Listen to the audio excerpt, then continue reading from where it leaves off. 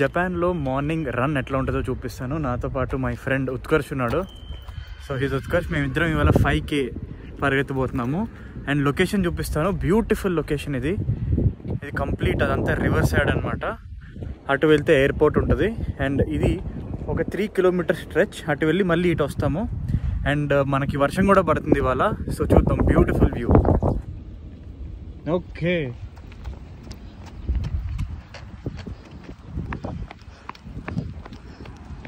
జపాన్లో cycle culture చాలా popular. ఎక్కడ చూసినా సైకిల్సే ఉంటాయి. చూసారా, 60-70 ఏళ్ళ పెద్దవాళ్ళు కూడా వర్షంలో ఎట్లా పరిగెడుతున్నారు.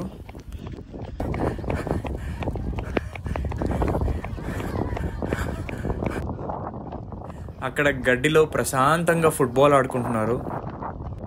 ఇక్కడ వాళ్ళంతా బేస్బాల్ టీం. వీళ్ళంతా ప్రొఫెషనల్ సైక్లిస్ట్స్. కొన్ని 100 కిలోమీటర్ల సైక్లింగ్ చేస్తారు.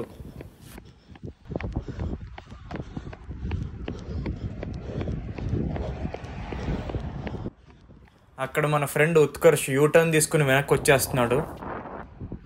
చూసారా ఎంత బ్యూటిఫుల్ లొకేషను. చాలా పీస్ఫుల్గా ఉంది ఇక్కడ. ఇటువైపు చూస్తే పెద్ద రివర్ ఇంకా హైవే.